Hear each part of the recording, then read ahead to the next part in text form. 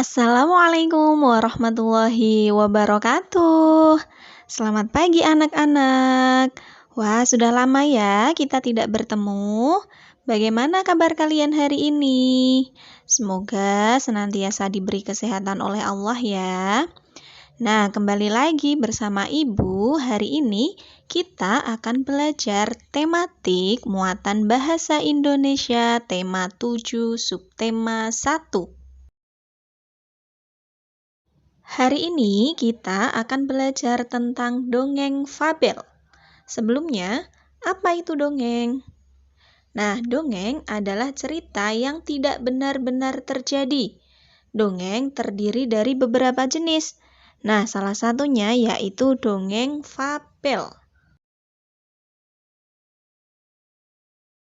Nah, sekarang apa itu dongeng fabel? Fabel adalah cerita dongeng yang diperankan oleh hewan-hewan. Apakah kalian pernah mendengar cerita kancil mencuri timun?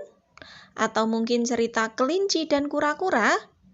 Nah, itu merupakan contoh dongeng fabel karena diperankan oleh hewan. Sekarang mari kita belajar cara mengetahui isi fabel. Yang pertama yang harus kalian lakukan adalah baca dongeng dengan teliti dan juga seksama. Kemudian setelah kalian baca dongeng tersebut, kalian tentukan isinya, meliputi siapa tokohnya, kapan waktu terjadinya, kemudian di mana tempat kejadian cerita tersebut.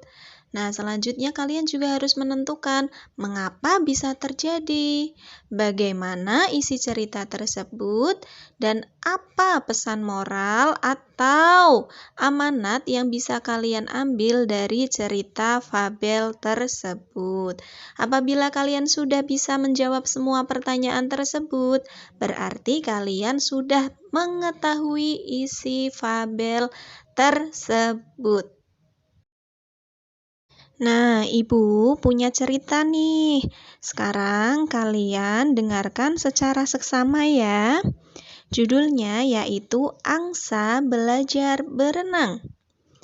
Nah, ada seekor angsa bernama Cilik. Cilik yaitu seekor anak angsa yang takut berenang. Ibu sering mengajak Cilik ke pinggir kolam untuk diajari cara berenang. Cilik selalu mencari alasan agar tidak jadi belajar berenang. Nah, suatu hari, ibu mengajak Cilik bermain di taman. Kemudian, tanpa Cilik ketahui, ibu berbelok menuju ke kolam. Cilik terpaksa mengikuti ibu. Di pinggir kolam, ibu kembali membujuk Cilik agar mau belajar berenang.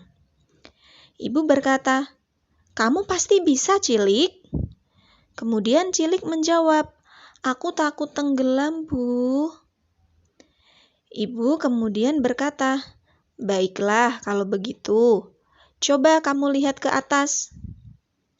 Cilik bertanya, "Untuk apa, Bu?"